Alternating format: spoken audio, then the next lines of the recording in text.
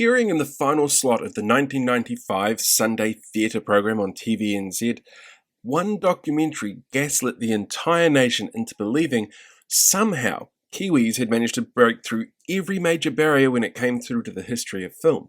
And this was aided, in part, by one of the most notorious sexual predators Hollywood has ever seen, Harvey Weinstein.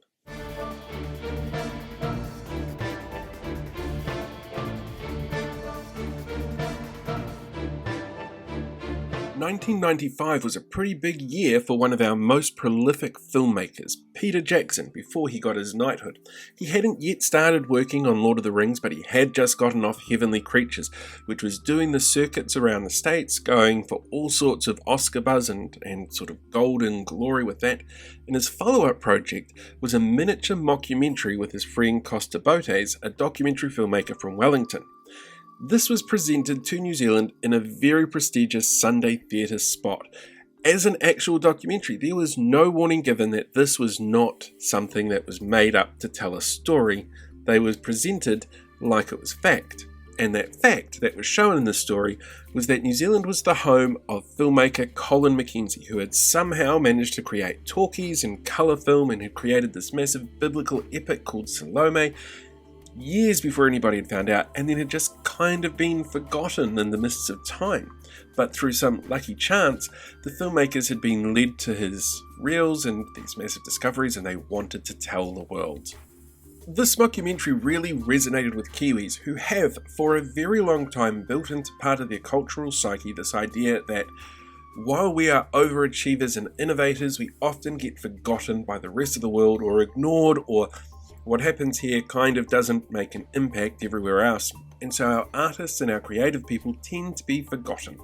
And that was the whole point of this mockumentary, was to kind of highlight that attitude and try and get people thinking about these things. However, the way it was presented as something real really upset a lot of people.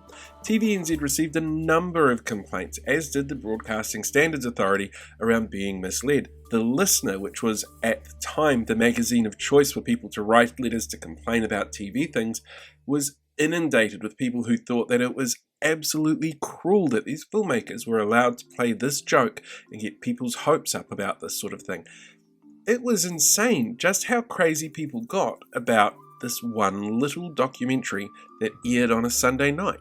Now, the way that the two filmmakers actually approached how they made this was a bit different. Costa is a documentarian, and he focused on the documentary aspects to make it look and feel like a real documentary, while Peter focused on things like the storytelling within the story itself, the films that were rediscovered, that kind of stuff. But at the same time, so Peter, or as he will soon become, was out in Hollywood doing a whole bunch of tours and press and schmoozing to try and get the awards garnered that he wanted, or that the studio wanted, for his film Heavenly Creatures.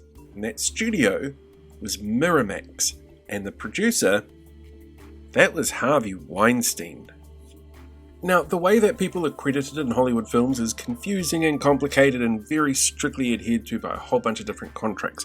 And the way that Miramax was actually related to Heavenly Creatures was really just a distribution model throughout the northern parts of the United States.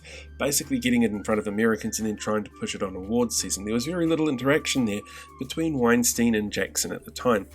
But Harvey Weinstein had something that Peter Jackson wanted, and that was the Lord of the Rings. And back then, this was just as he was starting to get into what he wanted to do and how it was going to develop and looking into the whole process of getting those films made. So he had to work with Harvey Weinstein, albeit very briefly, to try and get him to basically agree to make these films that nobody thought could be made. Now, for the record, Peter Jackson has said that he hated working with the Weinsteins. This is before he even knew what was going on behind the scenes.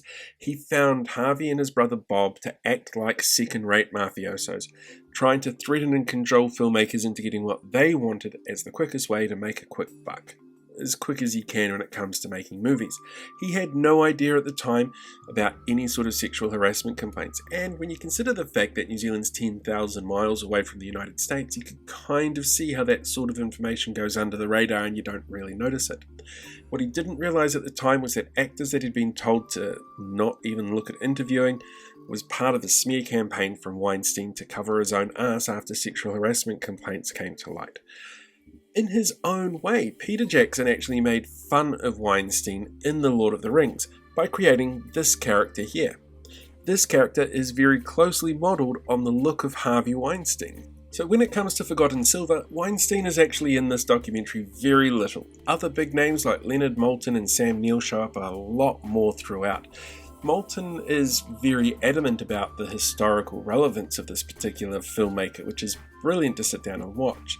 Weinstein, though, is only there basically to say, let's give this man an Academy Award. We're going to start a campaign to do that, because at the time, Weinstein was known for very elaborate campaigns for award glory. And that's pretty much it. It wasn't a huge part of the documentary, it's certainly not the core of the documentary, but it's an interesting element to sit there and go, oh wow, the whole country was gaslit, in a way, by one of the most infamous gaslighting sexual predators of all time. Anyway, that's this episode of Paul's Weird History. Hope you enjoyed it. Until next time, kiki te anō. If you enjoyed this episode, feel free to like, share and subscribe, where you can learn a whole bunch of other random stuff like the time that a small town sold its name to a lingerie company, or what the mysterious mystery is behind the mystery of Mystery Creek. Otherwise, feel free to tune in and listen to some of the other stuff that we've got. Check out the vlog or some of the strange short films that people seem to be enjoying for some weird reason. Until next time,